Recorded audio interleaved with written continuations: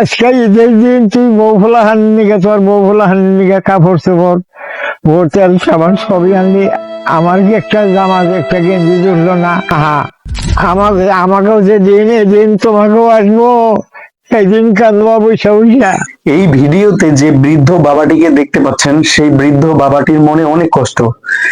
এই বৃদ্ধ বাবাকে তার নিজ সন্তান ঈদের দিনেও একটা নতুন জামা তাকে দেয়নি, সেই জন্য বৃদ্ধ বাবাটি অঝরে কান্না করতেছে।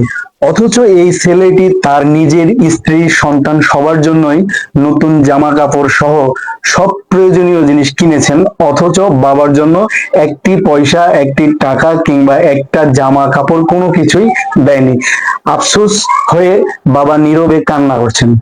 বৃদ্ধ বাবাটি বুক ফাটা কান্না নিয়ে বলছেন, এমন দিন তোমারও আসবে বাবা। মানুষ কেন সন্তানকে লালন পালন করে, কেনই বা সন্তানকে জন্ম দেয়?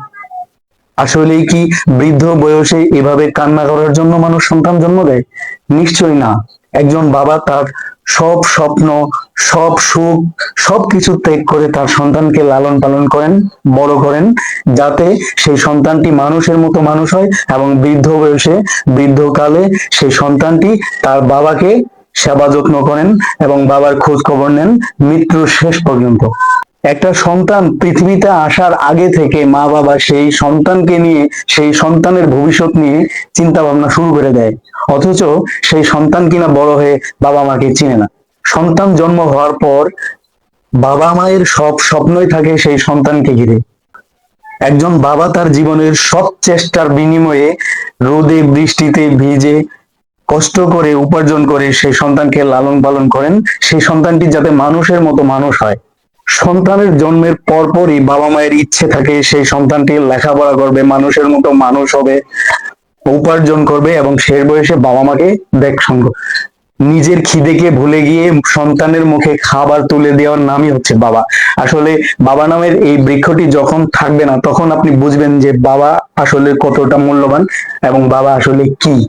দেখতে দেখতে এক সময় বাবা মা বৃদ্ধ হয়ে যায়। বৃদ্ধকালে বাবা মা অসহায় হয়ে পড়ে, তাদের শারীরিক অবস্থা দুর্বল হয়ে পড়ে, চলতে পারে না, ফিরতে পারে না, ঠিক মতো খেতে পারে না, বারবার অসুস্থ হয়ে যায়। লাঠির উপর ভর করে সেই বাবা মা ঘর থেকে বের হয়, বাহির থেকে ঘরে আসে।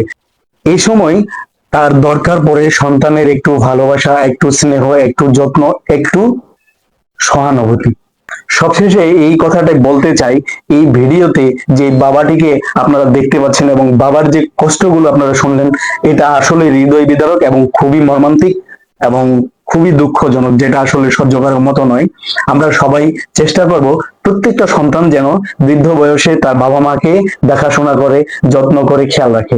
কারণ এই ভিডিওতে এই বাবাটি বলেছিলেন যে এমন একদিন আসবে, সেদিন তুমি নিজেও বুড়া হবা, তুমি নিজেও বৃদ্ধ হবা, কিন্তু সেই বৃদ্ধ বয়সে যদি তুমি অসহায় হয়ে পড়ো, তোমার সন্তান যদি তোমাকে দেখাশোনা না করে, তাহলে তোমার বেঁচে থাকাই বৃথা।